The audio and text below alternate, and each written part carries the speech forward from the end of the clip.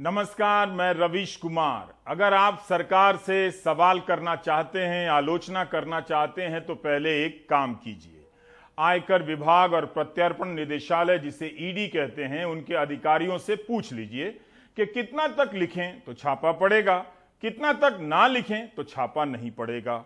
अभी तक चुनाव आते ही विपक्षी दलों के नेताओं और उनसे जुड़े लोगों के यहां छापेमारी होने लग जाती थी, लेकिन क्या अब खबर छापने और दिखाने के बाद या उसके कारण छापेमारी होने लगी है? आपातकाल शब्द इतना घिस चुका है कि आप इसके इस्तेमाल से कुछ भी नहीं कह पाते हैं। काल के नए नए रूप आ गए हैं। दूसरी लहर के दौरान हिंदी ही नहीं, अंग्रेजी अखबारों में भास्कर अकेला ऐसा अखबार है जिसने नरसंहार को लेकर सरकार से असहज सवाल पूछे, उन बातों से पर्दा हटा दिया जिन्हें ढकने की कोशिश हो रही थी। इस दौरान भास्कर के पत्रकारों ने न केवल अच्छी रिपोर्टिंग की, बल्कि महामारी की रिपोर्टिंग में नए नए पहलू भी जोड़ दिए। भास्कर समूह के गुजराती अखबार दिव्य भास्कर ने जब कोरोना की दूसरी लहर में मरने वालों की सरकारी संख्या के सामने नए नए दस्तावेज पेश किए तो न्यूयॉर्क टाइम्स से लेकर कई अंतर्राष्ट्रीय मीडिया संस्थानों ने भास्कर की तरफ देखा। रिसर्चरों ने भास्कर के इस्तेमाल किए गए डेटा के आधार पर भारत में मरने वालों की संख्या का आकलन किया। बताया कि जो संख्या बताई जा रही है सरकार की तरफ से, उससे कई गुना ज्यादा लोगों की मौत हुई है। क्या ऐसा करने की कीमत यह हो सकती है कि आयकर का छापा पड़ेगा? गोदी मीडिया के दौर में पाठक और पत्रकारिता पर नजर रखने वाले भी हैरान थे कि दूसरी लहर के समय भास्कर को क्या हुआ है, इतना कैसे लिख रहा है। यहां जिक्र करना जरूरी होगा कि भास्कर के साथ गुजरात के अखबार गुजरात समाचार, संदेश, सौराष्ट्र समाचार, कच्छ समाचार जैसे अखबार भी खुलकर रिपोर्टिंग कर रहे थे। पेगासस जासूसी कांड की खबर पहले दिन कई हिंदी अखबारों से नदारद थी, लेकिन भास्कर के पहले पन्ने पर पूरे विस्तार से मौजूद थी। उसके बाद भी भास्कर ने इस खबर को पहले पन्ने से नहीं हटाया। दूसरी लहर में आप भास्कर की आक्रामक हेडलाइन को अनदेखा नहीं कर सकते हैं। सूरत के सांसद सीआर पाटिल ने कहा कि उनके पास रेमडेसिविर है और गुजरात की जनता इस दवा के लिए त्राही त्राही कर रही थी। तब भास्कर ने सांसद का नंबर ही प्रकाशित कर दिया हेडलाइन में कि जाइए उन्हीं से ले लीजिए। इस तरह के साहसिक प्रयोग भास्कर ने खूब किए, जो कि उस दौरान या कभी भी किसी मीडिया संस्थान को करना ही चाहिए। भास्कर का गुजराती संस्करण दिव्य भास्कर का पहला पन्ना गैर गुजराती पाठकों के बीच भी साझा होने लगा, लेकिन भास्कर की रिपोर्टिंग किसी एक सरकार तक सीमित नहीं रही।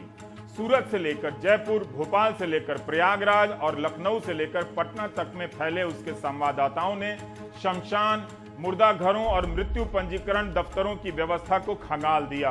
पटना में भास्कर के संवाददाताओं ने कई शमशान घाटों और गांवों का दौरा कर बताया कि मरने वालों की संख्या सरकारी आंकड़ों से कई गुना ज्यादा है।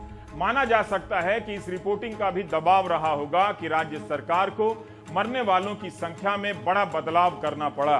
उस दौर में नए नए तथ्यों को सामने लाना किसी की भी जिम्मेदारी थी, ताकि लोग देख सकें कि उनके जीवन के साथ किस तरह का खिलवाड़ हुआ है। भास्कर की इस साहसिक रिपोर्टिंग के सामने हिंदी के कई अखबार पिछड़ने लगे। पाठकों के संसार में एक अंतर प्रमुखता से दिखाई देने लगा कि कोरोना को लेकर जमीन पर क्या हुआ है। कुछ और हिंदी अखबारों ने भी रिपोर्टिंग की, लेकिन डरकर और बच बचाकर। शायद इसी वजह से भास्कर के संस्थानों पर छापे पड़े हों।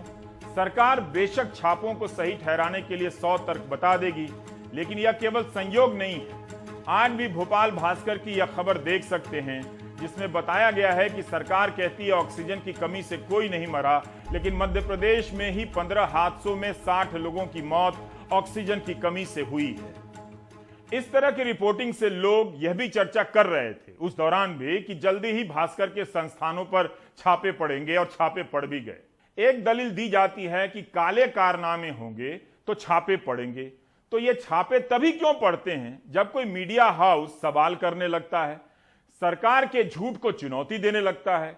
क्या इसी तर्क से यह भी माना जाए कि गोदी मीडिया इसलिए बना है क्योंकि उसके अपने काले कारनामे हैं और छापे पड़ सकते हैं?